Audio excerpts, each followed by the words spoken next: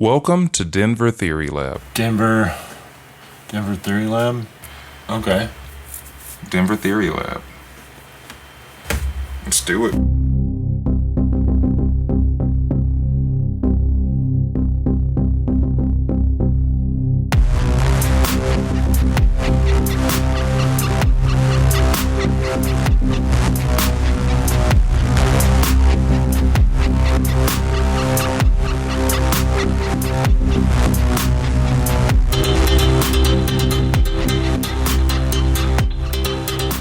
Welcome to Denver Theory Lab. I'm Jesse. And I'm Kyle.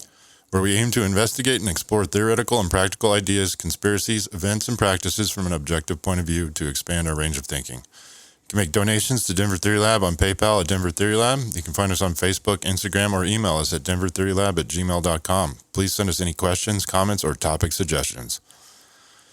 Okay, another exciting episode, part 2. Into the Epstein debacle. Oh, yeah.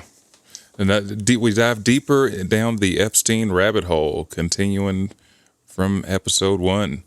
Might as well go ahead and throw it out here at the beginning. The topics in this episode are pretty dark. So if you're listening and have kids around, this probably isn't the episode for small children. Yeah, serious explicit advisory for this one. So where did we leave off here last time? You know, we kind of gave a brief introduction into some of the coded language that the files are famous for, right?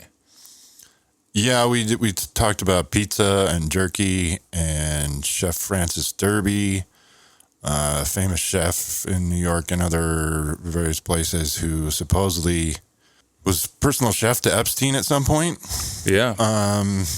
Epstein's doctor and some correspondence there, a lot of other correspondence with some other... Oh, yeah, their meetup unknowns. after his boner pills kick in. Yeah, the doctor wanted to meet with him. The doctor's real buddy with him and wanted to hang out and have pizza and grape soda. Yeah. With Epstein. Apparently, pizza's real popular with Epstein. Jerky, too, I guess. We're guessing... I think a lot of people have come to the same conclusion that this is cannibalistic behavior. Or coded. It's coded as at minimum. Yeah. You know, it on the worse end of what people are thinking they're talking about, and it looks like cannibalism or, you know, something to do with human trafficking. And, you know, I don't think there's a lot of survivors of some of the stories that they have in these files. So we kind of left off. We talked about Kevin Hart. And we were... Maybe vampires. I think we kind of stopped right there. Like the vampire theory that maybe they're not human. Well, yeah, we were looking at an email, I believe, that is to Jeffrey Epstein from back in 2016, where a Barry Josephson, I don't know how to say that, Josephson is emailing him. Josephson is emailing him, and he says, all you need is a blood transfusion from the pack, and you reverse aging. You know, and we don't, no real context there, but like, what's that about? A blood transfusion from the pack? One, who's the pack? You know? And yeah. that does sound like classic vampirism, right? Like the whole idea behind vampirism is once you're bitten and infected, you're part of the pack, and now you're one of them, and you're not gonna age, or not going to die, I should say. What was one of the other theories though that they're like infected by symbiotic worms or something, and like the Black Eye Club? What was that? Well, you know, there's some people out there who think maybe the elite at the top are infected by some sort of parasitic worm similar to the characters from the show, if you've ever seen it, Stargate. It's a show and a movie. The Goa'uld. The Goa'uld, yeah. They're these little snake-like or worm-like parasites that burrow into a person and get right at the brainstem and essentially take over the consciousness of the body, even though it might appear to be the same person. Really, you've got another being actually in charge. And I was like, I thought that was a really interesting one of the theories that's out there. And the way it supposedly goes is there's these little reptilians that are called vril, VRIL, and they have a proboscis that comes out of them that the elite would, I suppose, poke each other in the eye, or maybe they poke themselves in the eye. But essentially, it's inserted at the eye, and from there, the parasite at this time it's just like a little small worm, but it's going to worm its way back past or back on its their optical nerve, and from the optical nerve get to the brain, and then the brain stem, and eventually take over.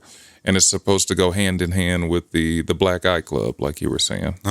All the leaders who and not just leaders, sometimes just celebrities and artists that just seem to randomly pop up and be seen in public, which is the real surprising thing, because you would think if you're as famous as they are, why would you even go in public when you're like that? But to be seen in public with a black eye, Right. And not like a punch in the face black eye, like a black cornea, right? Well, it kind of looks like a punch in the face black eye. So I thought I saw pictures where the entire cornea was black. So the ones when I've seen them, usually it looks like they're just so like Elon Musk has even been accused of it recently, and there's just like some bruising on the side of his face. So I'm not sure. Here's an image of David Bowie from years ago, and he's singing at a concert, and he's just bruising around his eye. From what I understand, it looks looks almost indistinguishable from if he got a punch in the face. Yeah. Yeah. Oh man, you search the Black Eye Club on X, and you'll see plenty of images there of everybody from royalty to singers, actors, politicians who pop up in public with a black eye. Harry Reid, he always pops up in those images. In his defense, I believe he was a boxer and he enjoyed boxing. I did always think that was just a weird hobby for someone of his age and being in the Senate before he passed, the late Harry Reid. I saw a video the other day that was of this congresswoman coming over the aisle to shake Trump's hand. And you had clear view of her face and her eyes and everything, and her eyes looked really weird. Like it's like her irises disappeared, and it was all pupil, and it wasn't round. It was more of like a rectangle or like a reptilian, like the square rectangle that you'd see in like a goat eyes or a frog's eyes. Like she shifted, like she shifted like to a reptilian shifter of some sort, and like she had these just weird like she was high on drugs look in her face, or she was just enthralled by just the presence of something more powerful than her in that moment. And I remember seeing Trump shake her hand and like quickly recoil almost right as he shook her hand to back away. Yeah, I think I saw the same video that you're describing, and there have been several cases of. Or instances of people, seeing things on video and saying, "Hey, that looks like one of our like leaders or something." Doing a dance, and like in a split second on stage, it looks like she turns into a reptilian. And the face just like sort of shifts, like she loses her ability to shapeshift into human form for a moment. I think all of these theories are possible to happen simultaneously. Like, not one theory has to be entirely true. Maybe all the theories are possible or true. And maybe it's a power struggle between all of these elite races, you could say. Yeah, for a long time, I've kind of thought that I've leaned toward conspiracies that our world might not be ruled at the top by all humans, and maybe there's non-humans ruling at the actual top of our physical reality. And the more I've gone down this Epstein rabbit hole, the more I feel convinced that that's probably something like what's going on. But yeah, I lean toward more of what you just said, that it wouldn't be a monolith. It's like it would probably be many factions? Why couldn't it be many? Maybe you got some people out there who are controlled by some Goa'uld parasitic, conscious being. If there wasn't a power struggle, there probably wouldn't be any Dynamism. Yeah, there wouldn't be any of this stuff coming out. It would have all been completely covered up. Yeah. If there wasn't a power struggle. If it was just a monolith. Yeah.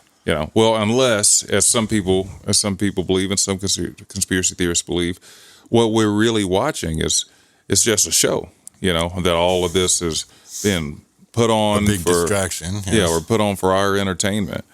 That's there's a lot of stuff in the Epstein files that do sort of get to some areas that could support some of these conspiracies, though, that are real similar to the real reptilian, controlling, having a reptilian parasite controlling the elite, and that's one of those things would be how much Epstein was connected to consciousness transfer research, and how much he was funding consciousness transfer research, which I find to be really weird and really, just peculiar that that's something that he was into. And, that's one of the longstanding conspiracies too, that I heard a long time ago. And it was when I first heard it, I thought it was kind of crazy. And they were saying it about Queen Elizabeth of all people, the more recent one, not the one from the 1500s, but, and saying that, she didn't really die, that these people lived forever, and before they die, they do some ceremony to transfer their consciousness to another body. Almost similar to the movie The Mummy, where they needed a sacrificial victim to transfer the consciousness of this much older entity. So one of the big publications have actually gone through and grouped all of Epstein's emails to categorize some metrics on where they came from, where all they came from, and where they went, and and I mean, just looking at that, of course, there's three big ones that stand out more than anything, and that's his emails to Ariane de Rothschild and the overall just Rothschild network, and of Rothschild and Jess Staley. And then after that, you've got emails to people in academia. So all sorts of emails to scientists, to professors, to universities.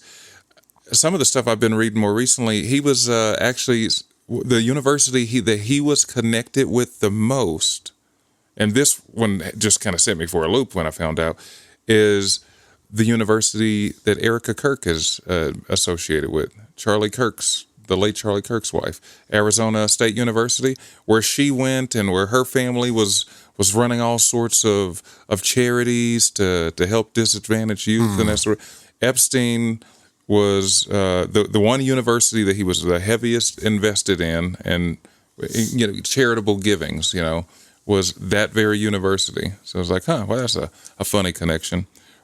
And his next big category is his girlfriends and exes or female friends. I don't think Ghislaine Maxwell, as far as I've understood it, I don't think she was actually his girlfriend. It was his madam, wasn't it? More or less.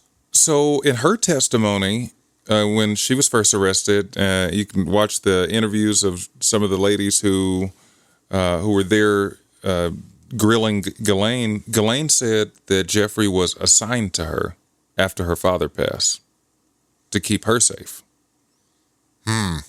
So makes me think maybe she's, pretty important, or more important than, maybe more important than he is, or he was to whoever was higher up than them. Well, Israel somewhere on the line, because supposedly that's where both of them are hiding out. Yeah, they've been spotted over there. They've been spotted over there. In Tel Aviv, Jeffrey Epstein and Ghislaine Maxwell. And not only spotted over there, but people have, I've seen a bunch of things online. I don't know how much you could trust it, because, of course, there's a lot of misdirection out there on the internet. But I've seen plenty of things saying that they've run it through the AI facial recognition software, and that is a match to other photos of Jeffrey Epstein. So, who knows how much you can trust any of that you see online, but it sure does look like him, to the consensus opinion of everybody on the internet and some of the AI software looking at it, looks just like Jeffrey Epstein walking around in Tel Aviv with a security detail. Yeah. Grew a beard, but still looks just like him. No. Yeah. Well, and speaking of that, for him walking around in Israel, there's of course stuff in the files that support the fact that he's probably alive. We've got a letter from the U.S. Attorney's Office. It's a draft letter, so very similar to what they ended up releasing. So, and this letter is dated Friday, August 9th, 2019, and that is a day before Jeffrey Epstein supposedly killed himself in his cell. And the letter from Manhattan U.S. Attorney Geoffrey S. Berman said, earlier this morning, the Manhattan Correctional Center confirmed that Jeffrey Epstein, who faced charges brought by this office of engaging in the sex trafficking of minors, has been found unresponsive in his cell and pronounced dead shortly thereafter. That's the day before he died. So if that doesn't look like an obvious cover-up with our government involved. Why are there so many of these obvious cover-ups now then? Like Charlie Kirk was obviously a cover-up. An ongoing one. An ongoing still. And why make all of the information of a cover-up so easily accessible? But I mean, this is evidence of a cover-up, but not necessarily evidence that he would be alive. You could always make the case that they were getting ready to kill him. Well, sure. So, preparing the statement of his death because, we know he's about to die. Because nobody could draft this up in 10 minutes? Right. Well, yeah. I mean, nobody's. Yeah. That's a good point. You got to have this ready, and you couldn't make the public wait. Good point. 4 hours. That's a very good point. It's like, really? Why do you need to have this prepared so soon? I hadn't even thought about that. Why is this so pertinent to have before you actually knock him off? They must have had. They had much bigger, larger plans that this was just a small piece of. I bet someone had to check off on this. They probably had to run this by somebody. It had to cross 4 or 5 desks to exactly get stamped by the government. Everybody, or at least a few people in on it, had to look it over and be like, "Does it look good to him? All right, send it up the chain." To get something done in real time for the government, you have to do it 3 weeks ahead of time. Or I do like where you were going with that though, and that's one thing I've been asking myself as I went through looking through all sorts of different Epstein files. Is this an operation that they are doing, or is this has the government's hand really been forced to release all of this stuff to us? We know they waited a long time before releasing it, so odds are they've doctored it up and put a lot of stuff in there that's just meant to mislead and lead nowhere. Pepper in a lot of falsehoods with the truth. That way the truth has less standing anytime anyone brings it up. So that has been one concern of mine as we go through it all. Are we going through a psyop right now? Was the Epstein files meant to make the public have whatever reaction? I think it's all a psyop all the time. This one doesn't seem to be a beneficial one for them. I mean, as a matter as we're recording this right now, our country's engaged in what the internet has. There's a few names that's been given. My favorite is the Epstein War, where our country started launched the first attacks of the Epstein Wars on Iran just a short week ago. Isn't it called the Epstein War when it involves Iran? Well, because when it's the theory online is the Epstein files are the blackmail that's being held over our leaders' head to make them do all of what we're doing. Well, you could say that about anything. Yeah. Why specifically this war? Because if there's blackmail on the leaders' heads that are in the Epstein files, you can make them do anything. Well, people online are calling it that because there are a lot of people have the opinion that Epstein was working primarily for Israel, and therefore whatever blackmail and dirt he Israel had, is at the head of the Iran. yeah. As many people have said already, I mean it's to be debated. I'm sure there would be some people who would say that no, we're doing this for whatever reason for America. I think Donald Trump said that he had a feeling that Iran was going to attack us first, so he had to do it. I mean, that's on par for him, but but his Secretary of State Marco Rubio said that Israel forced our hand, essentially, that they were going to do it, and they were going to do it in a big way, whether we went in or not. And there's been long-standing rumors out of Washington that, if we don't do this, Israel's going to go nuclear or do something else.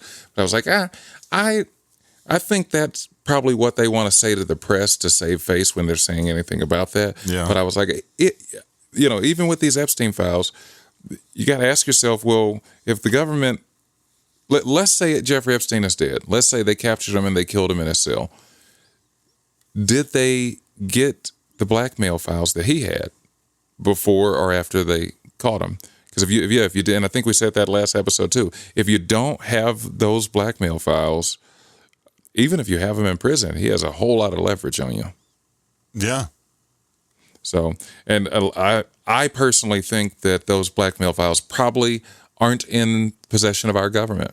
They're probably in possession of, I don't even want to say another government, but because it could be bigger than that. It could be in the hands of rich, powerful people who sit above governments, It could be in those hands. So, but I doubt it's in the hands of people at the FBI or good people at the FBI.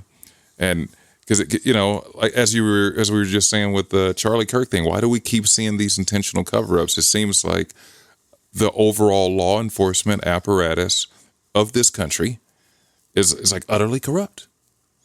Yeah, and why is that the play? Because we've determined that everything that we see in the news or in the public's eye is part of some grander scheme. Why is that the play? Well, personally, I think my best guess would be because the only reason I could imagine you light a fuse like that, if you're sitting at the top, and you're one of the players, is if you want the people to burn. You want the people to willingly get rid of their system. Yes. Yeah. When I say burn it all down, I mean willingly. You could could lead to a chain of events that leads to the people willingly scrapping their government. Here, let's rip up the Constitution. Not working. We hate something entirely new and corrupt. Exactly. And when ripping up the Constitution, we'll probably be walking into something much worse, much less freedom. Especially if the path to that has been engineered.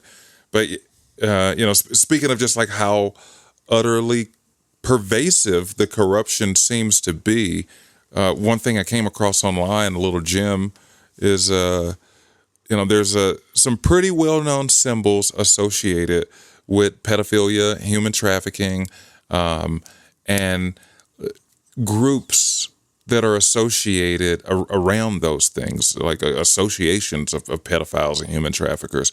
So, and some of those symbols have been pretty well known by the public for many years. The FBI has these symbols published on their website. One of them looks like a sort of spiraling pyramid or a spiraling triangle, a triangle spiraling outward. Yeah. And that one's a pretty common and famous one. From the FBI, yeah? Yeah, what is that document we're looking at right there? This document is, if I can blow this up a little bit here, it's just an FBI document showing symbols and logos used by pedophiles to identify sexual preferences. So so it's like a secret symbol that people of what is claimed pedophiles would wear or have around on their body or in their pocket that they could show somebody and silently tell somebody, this is what I'm into. Yes. More or less, yeah. And so they could identify one another without actually having a conversation. Right. and by while remaining very covert. And more than that, Like a cult or secret brotherhood or something like that. also like a calling card, included on a sign, a billboard, or something like that, a flyer for an upcoming event. And it could also yeah, be okay. like a little calling card to let people know who are in the know of what's really going on there.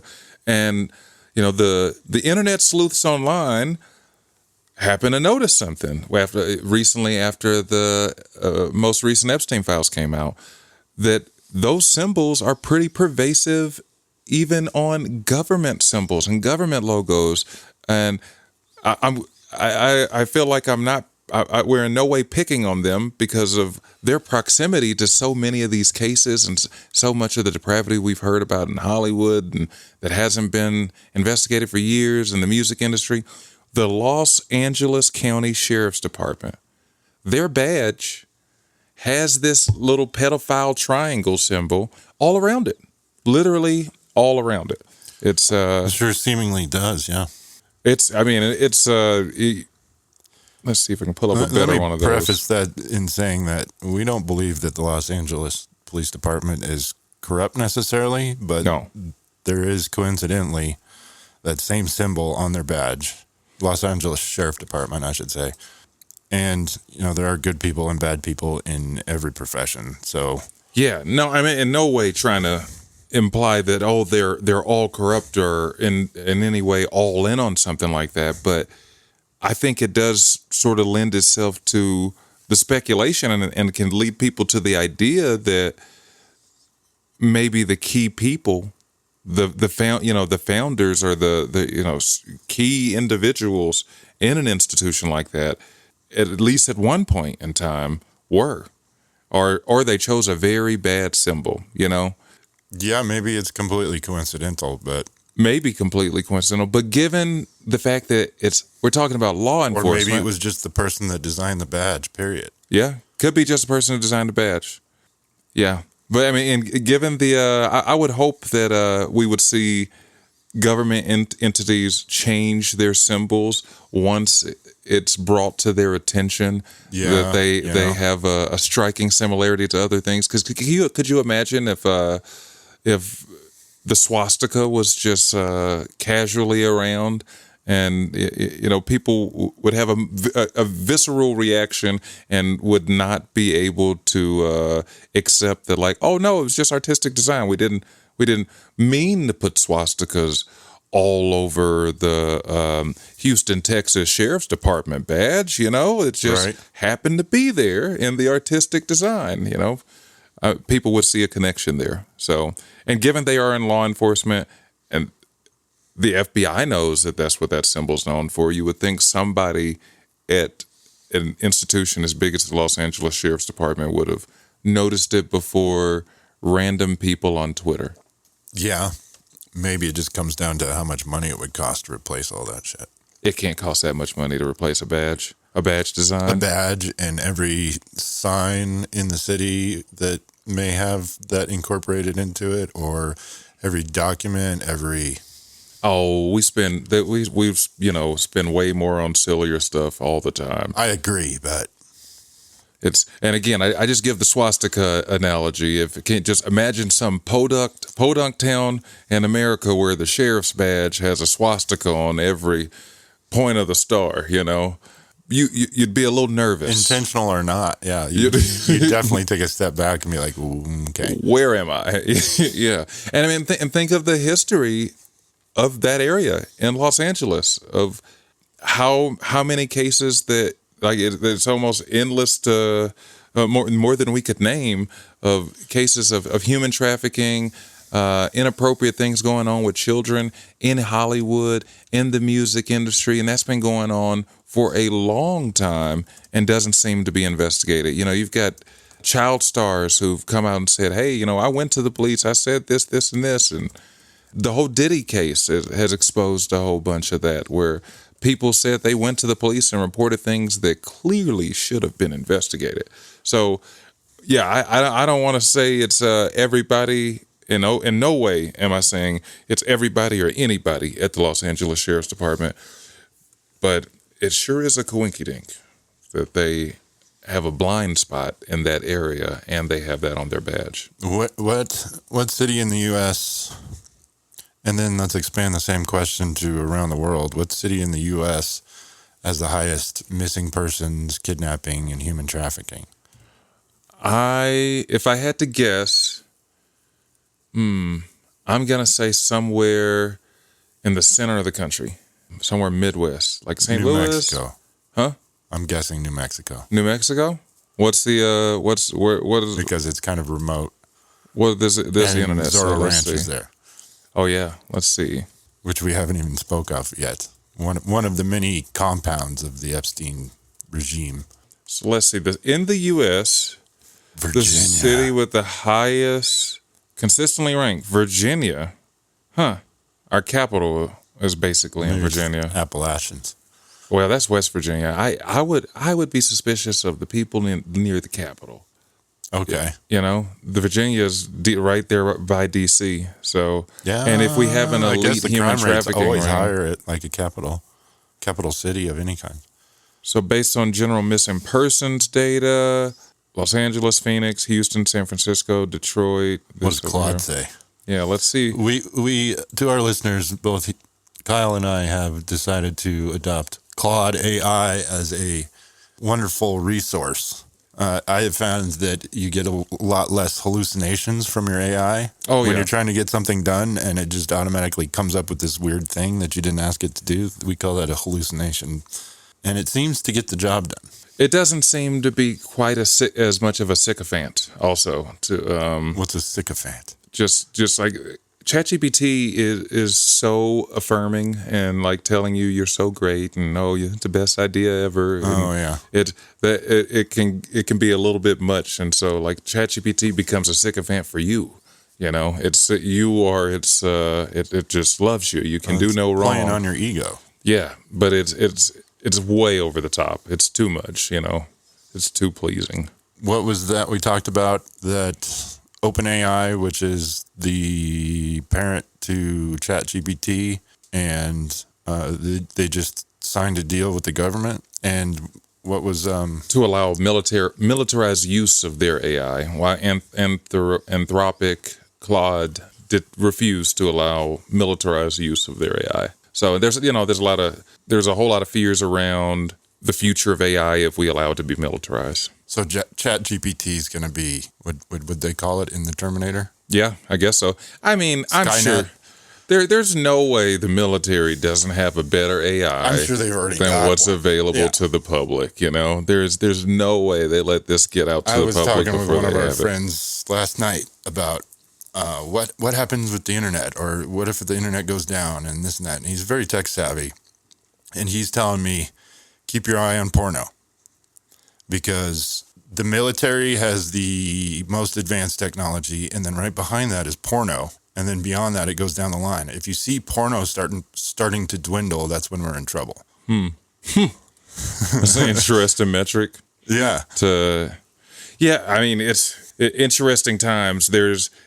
I have noticed they're definitely censoring. There's a reduction in videos, like and the amount of things that are getting just taken down quickly online through the roof. So they're definitely censoring. So yeah, for the states by the raw numbers, California has the highest number of active missing children cases. Texas number 2. Oklahoma has the highest missing persons of all U.S. states when measured per capita. What about by city? By city, Claude. Not well, let's looking that up. Speaking of symbols, and yeah, personally, just to clarify that again for the Los Angeles Sheriff's Department, my best theory on it would be that somebody at the founding of Los Angeles and of the Sheriff's Department was probably in one of these crazy elite cults and threw it in the symbol Yeah, maybe the symbol didn't mean that a long time ago when the Sheriff's Department was founded. or maybe the sheriffs never got to pick their symbol anyway. Maybe some politician, Yeah, maybe the politician elite, syndicated it down to them. yeah, exactly, and they let the cult decide. So, but even here, locally, close to home, where we are. Yeah. We got what looks like the very similar symbol. If you look at the logo for Lakewood, Colorado, and compare that to the symbol that the FBI says is used by pedophiles to identify one another, it's a mirror image. a mirror image. And so it's like, well, why would we want that to be our logo? Again, I just harken back to imagine if it was the swastika. We wouldn't want that. We'd be like, no, that gives bad vibes. Bad vibes. Well, isn't the Buddhist symbol the mirror image of the swastika? Well, I think it's a Hindu symbol. Yeah, and it's but facing the opposite way. Yeah, it's a mirror image of it. Yeah. Yeah, but nobody would ever really, unless you're highly educated. I think a lot of people know. I understand give that people it's there, more. but I couldn't tell you which is which by looking at it. Right, and because I was just saying it to give the analogy of, hey, symbols have importance, and we recognize they have meaning in our society. That's why we wouldn't throw the swastika up. So let's see, what did Claude find for our cities? So Houston has the most missing children. Ooh. So 2025, 6,357 new missing children in Harris County, and that's Houston. 7,988 across the 14 county Houston Galveston region. That's a lot of missing kids for a year. I got drugged in Galveston once. Really?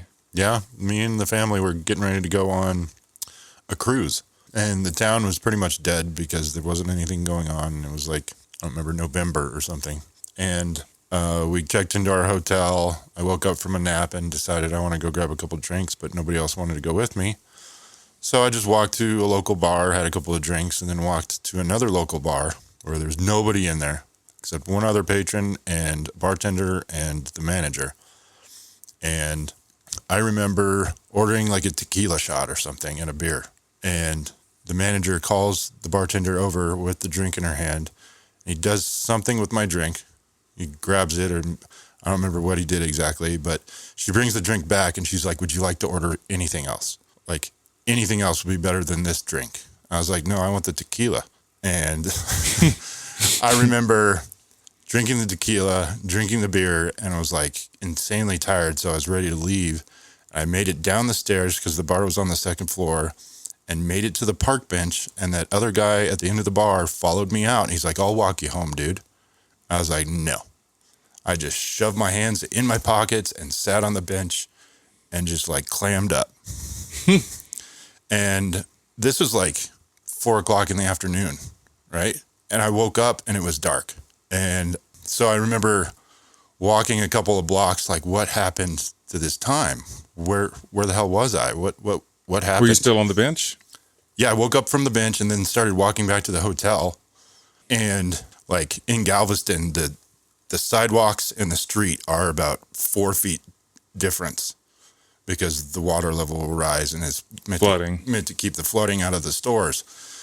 And I remember accidentally stepping off of the sidewalk and falling about 4 feet down. And there's some cops down the street and they lit up their lights. I don't think they were going to do anything to me because they immediately turned them off. But they were obviously like, oh, look at that guy. He's all fucked up.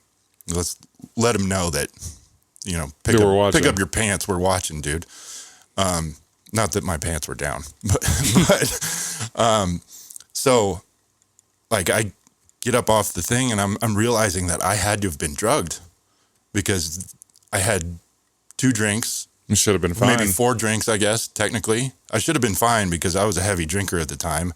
And I came from a high altitude environment, from Denver down to 0 altitude. Yeah. I was like, those 4 drinks shouldn't have done anything to me. Right. Let alone knock me out for 4 hours. It's like I had to have been drugged. So I waved down the cops, get them to come over to me, start talking to them. They pat me down, you know, we do the whole thing. And they're like, can you describe the person? And it just so happens that same dude starts walking up behind us. And I'm like, looks exactly like that guy. As I was describing them, they're like, do you mean that guy right behind you walking up? I was like, dude, it's got to be the guy. And then they questioned him, but there was nothing they could do. And I was like, I'm certain they they drugged me at this bar over here, blah, blah, blah, et cetera, et cetera. Whether anything was done about it, I don't know. Maybe they did an investigation or a sting. Kind of creepy that he was nearby.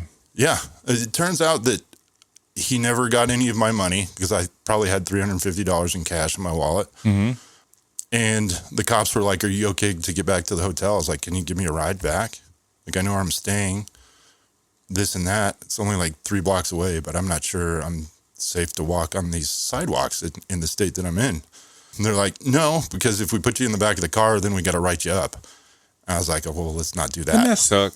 Doesn't that suck? So I said, will you guys walk me back over there?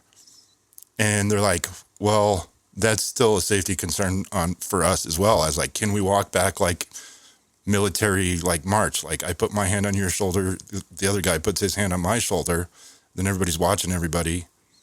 So they walked me back to my hotel room, knocked on our hotel room door. It was nice. Yeah. And my wife at the time opens the door. I'm like, fuck, what did he fucking do? And I was like, I didn't do anything. I was drugged. And I literally just walked in, laid down on the bed as she was talking to them. And they're like, are you okay? Do you need a hospital? What's going on? And like, she explained to them all of the same things I did. And like, there's no way he could have not been drugged because he didn't have very much to drink. So it was such an interesting experience in Galveston that, you know, I think there's probably quite a bit of crime that happens down there. So, and here's one thing it says here online, and I've heard this before. Super Bowl host cities are identified as major human trafficking targets. So with the hundreds of thousands of visitors flocking there, one is you got ideal conditions to snatch somebody because a bunch of people who aren't from there traveling around. I mean, like it's so bad that there are already advocacy groups that partner with the NFL and NFL alumni to run human trafficking prevention campaigns in the host cities ahead of the game, warning people how not to get trafficked. But I would imagine like all the security and everything is focused on the stadium. Yeah. That anybody heading in the opposite direction probably just don't get noticed, or you could just blend with that crowd. What about Garth Brooks' tour? Oh, I've heard that one. The whole story of him with missing people. But we're getting off topic with the Epstein. Yeah. Garth Brooks' tour too. Though supposedly there's some metrics that show that it's much higher that a number of people will go missing or kidnapped and reappear around Garth Brooks tours. Not that Garth Brooks has anything to do with it, but maybe there's a super fan that. Ever since he was like in, it was like ever since he was in college, there have been like people who've just like been going missing around him. That it goes back so further than his tours. Apparently, where he went to college, there was some lady who ended up just like missing, some classmate who ended up disappeared. That everybody thinks, hey, must have been killed because they've been gone for so long. So, in the last episode, we talked about a lot of the coded language that they had in the files. And so this time we got a little bit more direct language to share with you all. So, and it gets pretty gruesome. I mean, for this whole list, I didn't even know what to call it. I just titled it General Atrocities, Just documented in the files. It's like, what do I put this under the category of? I was like, just general atrocities. No specific category to these. So this first one here, what did I caption this one? Selling people for sex and torture. So this one is an email. We don't get to see who it's from or who it's to. But it was forwarded to Ghislaine, wasn't it? Yep, forward to Ghislaine. And, I'll start from the bottom and read our way up through this email chain. So first message is, back in the 90s, Ghislaine Maxwell recruited a girl from a modeling career. Instead of modeling, she was sold as a slave for sex and torture. Prince Andrew was an accessory to her death as he tortured her and me to force her murder. I need to get a passport to identify her. I will need someone to contact the passport office to get an expedited passport. Whoever she sent it to responds, or whoever they sent it to responds, I'm assuming it's she there. He called me wanting me to give him a secure email address. He's from the Buffalo area. The number that came up is, we don't get to see. Redacted. I said, passing this along per our standard practice. And I think the very top email, we don't get to see none of that. Standard practice? Like this happens all the time and Ghislaine Maxwell gets emails of this nature all the time?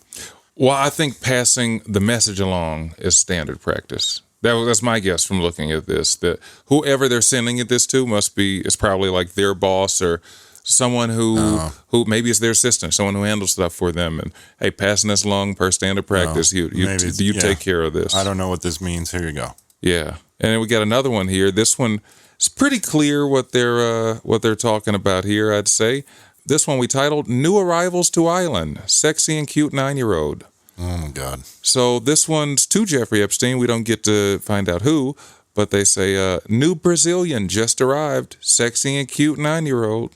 So, fucking. I mean, in what context is a 9-year-old sexy? I don't even want to go down that road. Right? And so it's like when anytime the public hears a defense from any of these people, fucking despicable. It's so obvious. It's like, I can't, anytime they try to defend it and make it seem like there's nothing in the files, it's like, well, tell me in what context is that appropriate? I would love to think that, all the old people in Washington are all just your typical kind old grandmas and grandpas, but I don't think so. So this one, now we get a little bit even more darker. And I want to say, at first, when going through the Epstein files, I thought for the first, and I think I might have said this before in a previous episode, we talked about something else.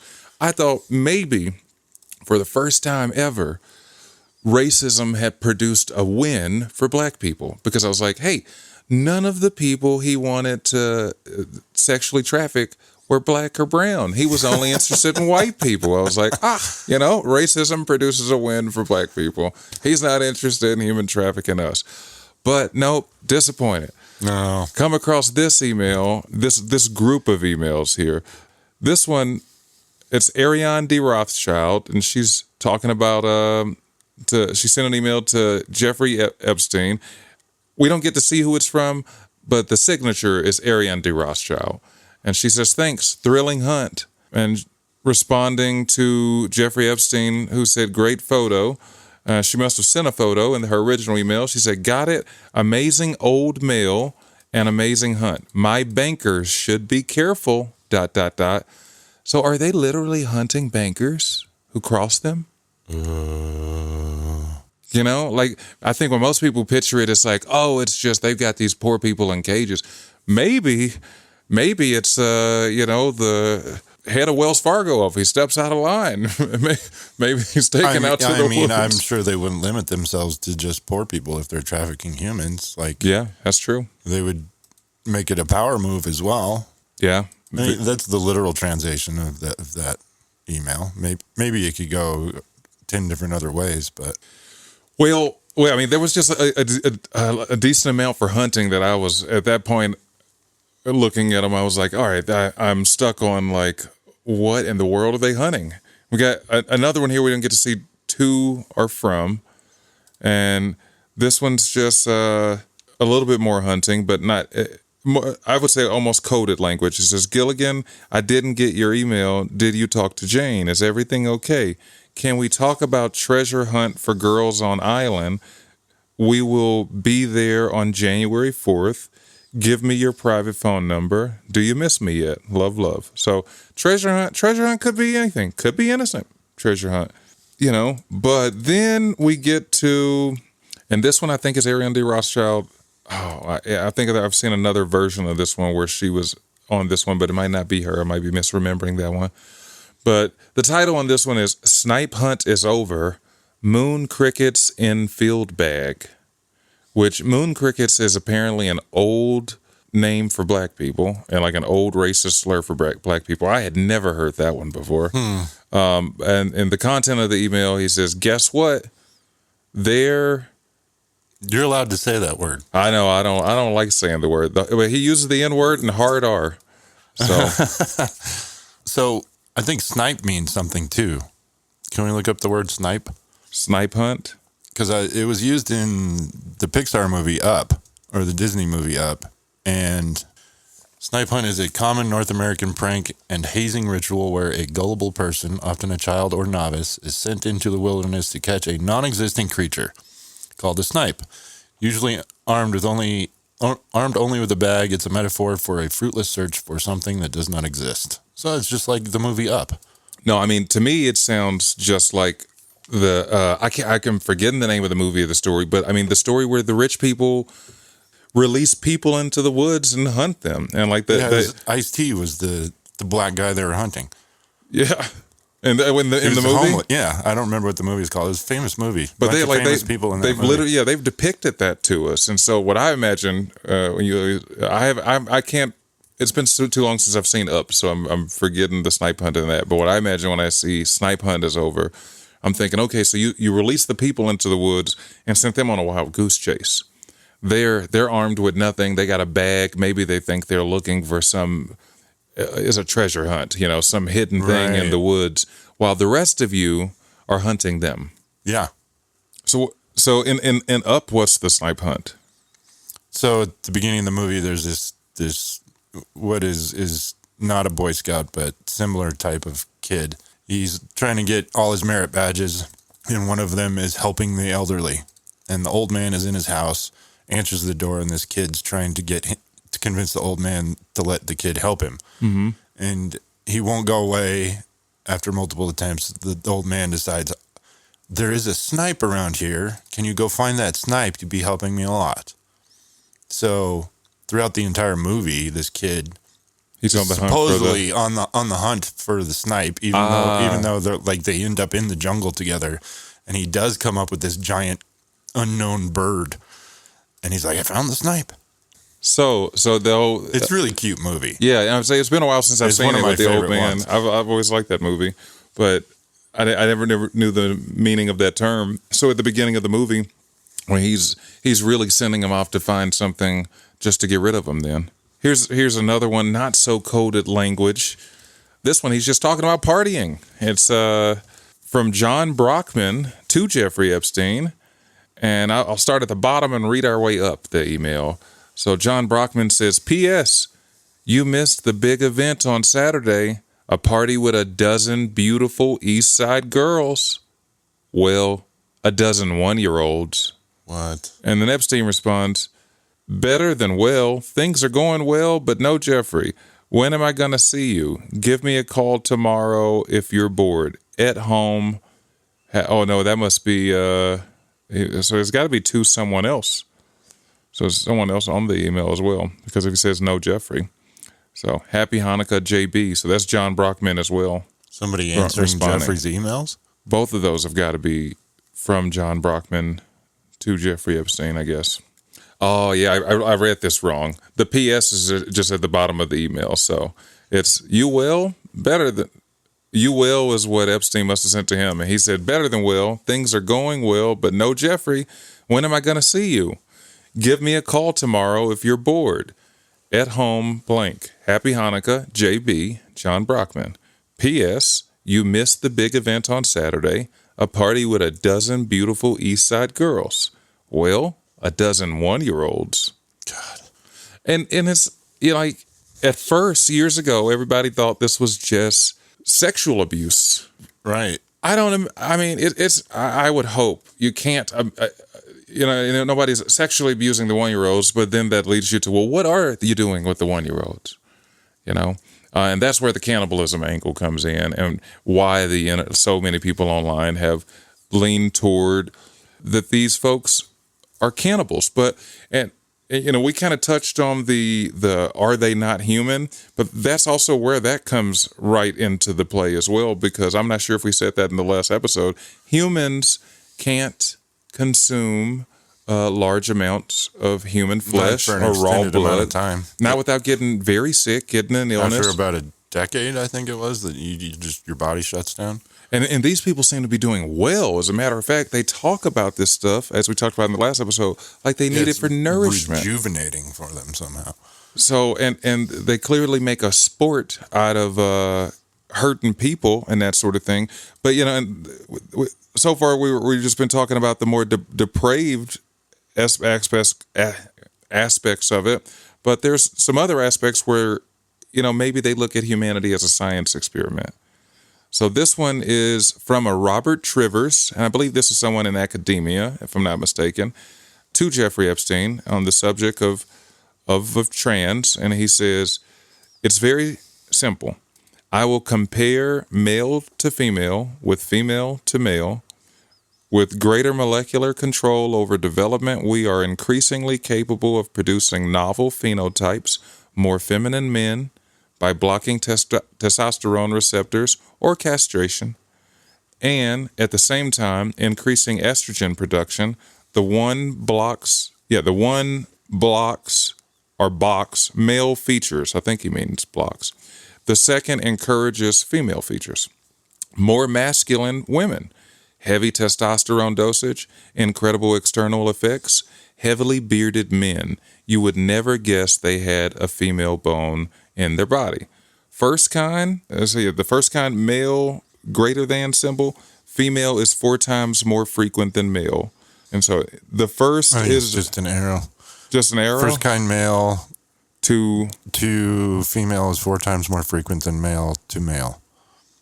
For female is 4 times more frequent than female. I interpret that as, first kind male to female is 4 times more frequent than female to male. Okay. For transition. Oh, how often is this occurring? Yep. Okay, that makes way more sense. I was like, what is that? I don't know why I put math in that. That's all greater than. Well, technically there is exactly that. But expressed different verbally, it makes it make more sense. A male transition to female is more frequent than a female transition to male. So he goes on. He says the first is attractive. He is a woman, but with a cock, so that if your fantasy is to suck a man's bleep, then otherwise you are completely heterosexual. It would be much nicer if the rest of the organism is female. Then you get the best of both worlds. So many transsexual women are very attractive and easily make money, which in turn they assert promotes their prostitution, since they have to pay hefty fees for injections every week. But they are sexually happy. Once you have reached manhood, even castration does not prevent the sensation of organism. Contrast the poor female to male versions. They are unhappy and lonely. They are men with mum-pums, the worst of both worlds.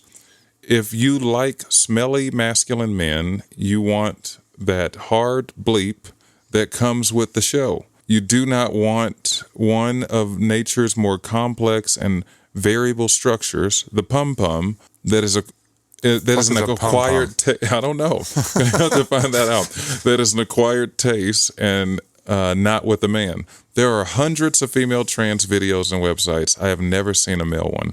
By the way, we are now pushing the intervention earlier. So you notice your 3-year-old son has trans tendencies. So now you intervene with hormones.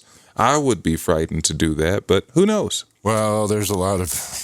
the surprising thing there to me is like, why is he having conversations with someone someone who's taken very seriously in academia about the future, that they're going to take research and where they want to take research. Who is Jeffrey Epstein to be so important as to be having these conversations? That's the more important angle there. Look, what the advancements of science, of whatever people can do, so be it. Because he has the humans that they can test on. Yeah, I suspect you're right. I suspect very much that is what we have going on here. I came across an interesting theory that sort of explains, or would seem to explain a lot of things, and it's the idea that Epstein and his entire ilk is out trying to essentially, they view all of human society as there's the type A struggle going on, if I can find this again, and then there's the type B struggle. And so while while the rest of humanity is going to go through one struggle, they and their group are going to cooperate and really working together behind the scenes to advance beyond us. I mean, it's basically the idea of a breakaway civilization, but I've got to get back to if I could find where that was. But the idea that the elite are trying to form a breakaway civilization, and the Epstein was part of that. And this breakaway civilization is heavily focused on things like consciousness transfer, things like transhumanism, the working with the folks at CERN. So they're working on all of that sort of things, and they're trying to basically surpass the rest of the population and leave us behind, or almost in a way like the show Fallout, to see the surface as an experiment, if you will. I just started watching that with the kids. Fallout. Yeah, it's pretty good. It is pretty good. It is good. You know, as we already talked about, hey, Epstein's been seen seemingly in Israel, and there have been a couple other times from years back that he supposedly has been seen. One of the more interesting theories that I came across for, you know, if he didn't die, who was the body, right? Right. Because there was a body. It's got to be somebody. Looks very interesting. So Hillary Clinton, this one, I mean, it sounds wild, but like when you look at him, you got to admit, like the guy is like, hey, kind of does look like him. So this is a popular theory online. And the theory is Hillary Clinton's brother, Tony Rodham, died just a short while, a couple of months before Epstein was found dead in his jail cell. And so the theory goes that, you know, either they killed Tony Rodham to put his body in there, or maybe Tony Rodham died and life gives you lemons, make some lemonade, you know? Just use the corpse that's 2 months old? Hey, I don't know. Keep it preserved a little bit. Embalmed him, maybe? Yeah, keep him a little preserved. I'm sure you can keep hey, how long did they keep Stalin around? I don't know. I think he's still on display, isn't he? Stalin, you can still go see him. Yeah, but he doesn't look or like Lenin. He just died, did it?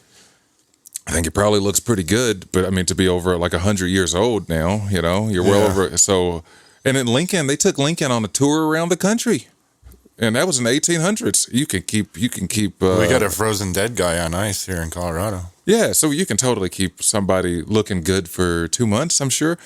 But conspiracy theorists have long pointed out the fact that the images that the public was shown on 60 Minutes of a dead Jeffrey Epstein with, bruising to his neck area has some serious problems, because the earlobes on whoever that individual is are different than other pictures of Jeffrey Epstein. Now, I will say they do match the earlobes more so of Tony Rodham, and earlobes are unique.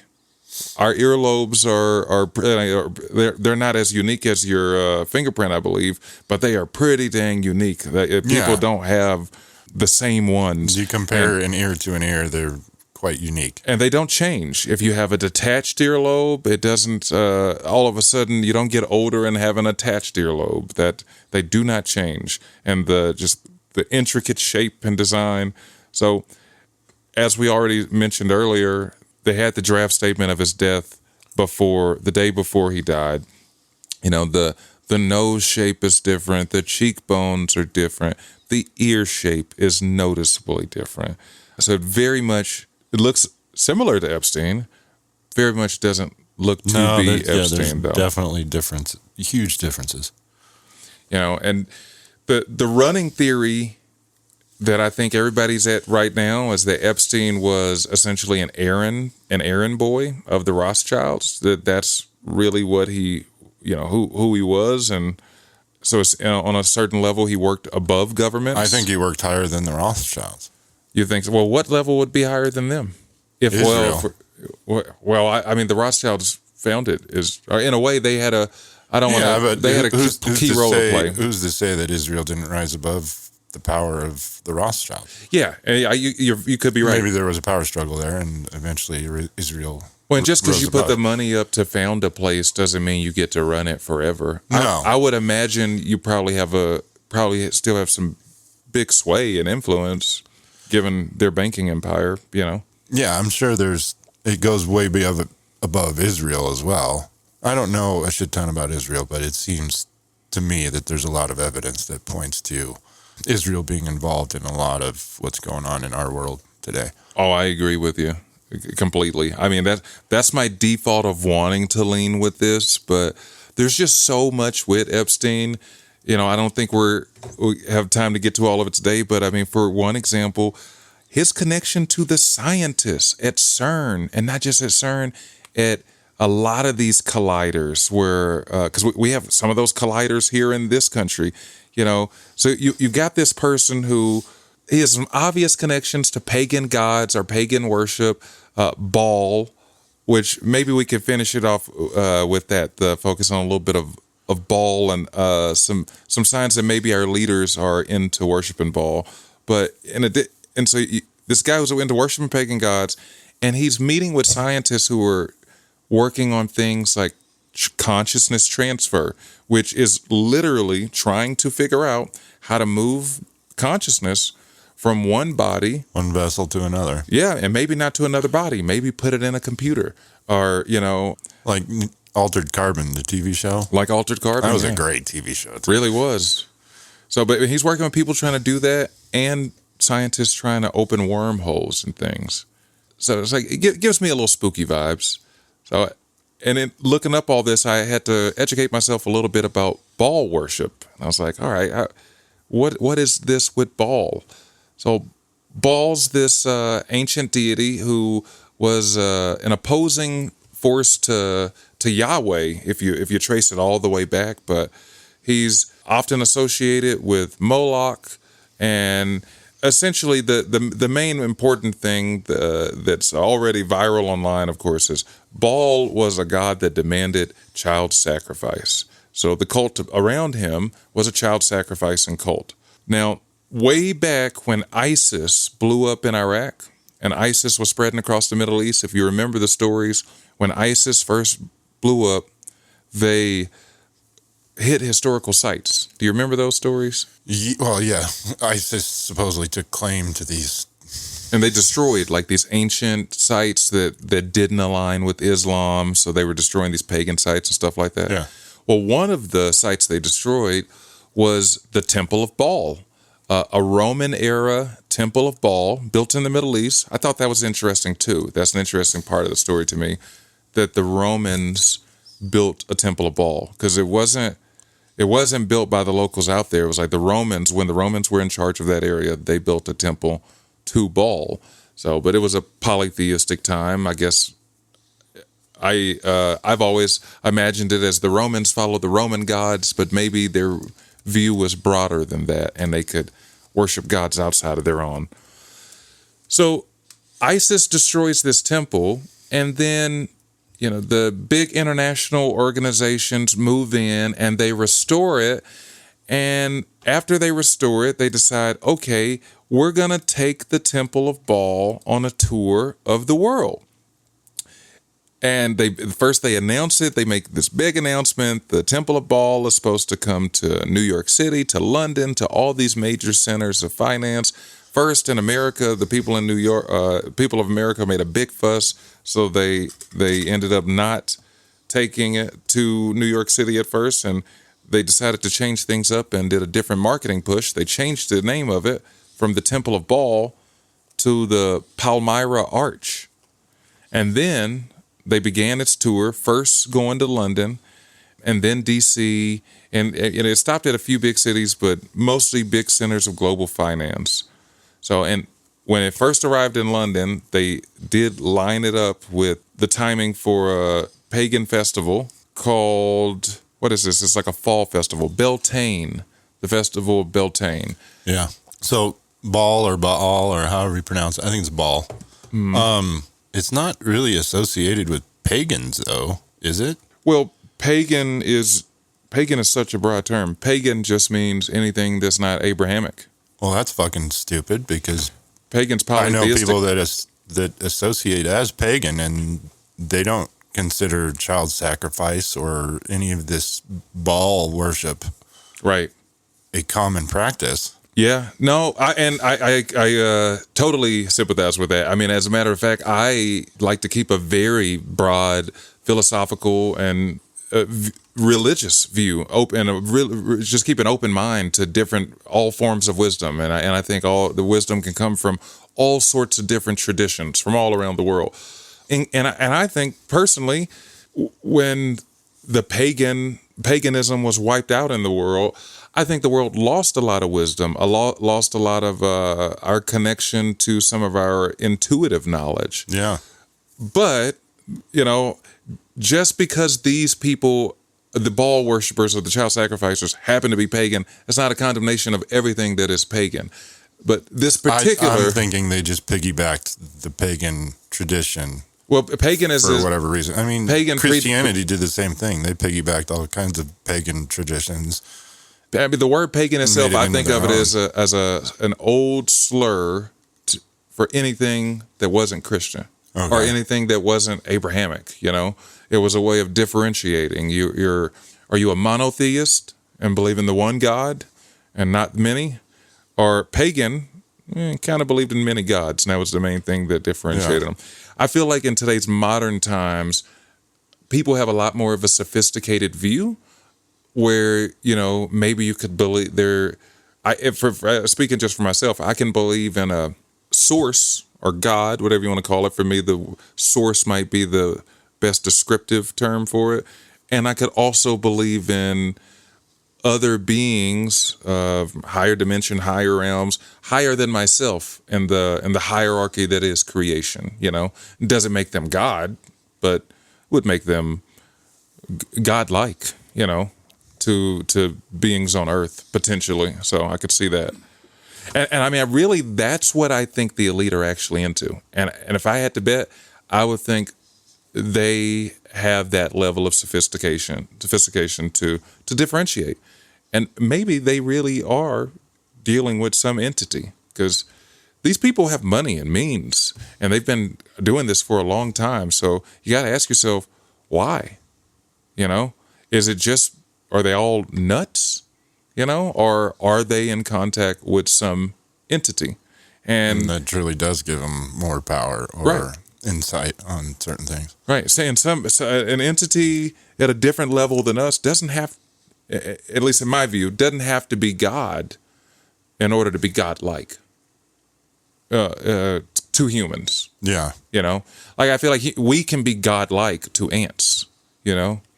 The human giveth and the human taketh away. Right. You know, we can bring destruction. Anything 3,000 times larger than you could be God-like. Or anything with a greater, larger than you and with a greater understanding of creation than you have.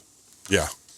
So, but I mean, they toured this Palmyra arch around, you know, and no matter what you think about paganism or those sort of beliefs, America is filled with a lot of people who come from a Christian tradition, a Christian background. Even if they are themselves not Christian, that is their background. That's where their religious thinking in the world comes from. And Baal is associated with very negative entities in the Bible, and it's associated with child sacrifice and cults that were supposedly wiped out a long time ago. So if Americans had known that, you know, the arch, and the arch of a temple is very symbolic and important. When you think about like Solomon's temple or any temple that you can go to today, the entrance is usually very ornate and artistically done. They put a lot of care to it. And in ancient times, you know, you would sanctify yourself or cleanse yourself before you enter a temple for whatever tradition you come from, you know, whether that's taking off your shoes and not bringing the dirt of outside into the temple. It was so there is a certain symbolism to bringing the Palmyra arch to London, Washington, D.C., Rome, to these centers of power, and having world leaders walk under the arch of the temple of Baal, you know, especially if they're into the cultish nature of it. Yeah. That's very symbolic to you're essentially entering the temple. So So, and We're about to the end of our episode today. What else do we have to cover on this topic? well, I think Maybe a teaser for next episode. yeah, where we'll go next with this is how Epstein kind of relates to real world things happening today, and in terms of government, in terms of real world events. Some of the things that we saw right before this war started, really famously, was Iran built a big statue of Baal and set it on fire. And, they had all this imagery on it to show that they believe that they are at war with a Judeo-Masonic cult. Sounds like we need to do a deeper dive on this ball angle. Yeah. So there's a lot there to it, and I mean, check out that Palmyra Arch and everything going on with that. It connects to 9/11, the Shadow Commission on 9/11. Apparently, they were inviting people to the Shadow Commission on 9/11. How come we don't have any files from 9/11? There's a very important gap in these files, in these emails, as we have gone through and searched. It seems like when the government was deciding what they would leave us, they almost like a ice cream scoop sort of way scooped out all the communications that Jeffrey Epstein was having in the lead up and immediately after 9/11. Curious. Makes me wonder if he knew something. Did he have inside knowledge about 9/11? Is there something that we would see documented? Why did you just have to take out that whole time period? I bet a lot of people were talking about it. Yeah. So, but we'll go into that some on the next episode, how all of this connects and how he connects to people leading our world today. As when we catch up with you guys all, hopefully no new big developments in the Epstein wars in the world, and so everybody can stay safe. And before we go, don't forget to support Big Sexy's Brine Co., my pickle company. I make pickled pickles and vegetables and whatnot. You can find me at First Friday at Karma House or other vending events around town. And catch me on Instagram at Big Sexy's Brine Co., all one word. It is good stuff. Titillate your taste buds with Big Sexy. It's the only thing long, hard, and satisfying you can eat on camera. Until next time. All right.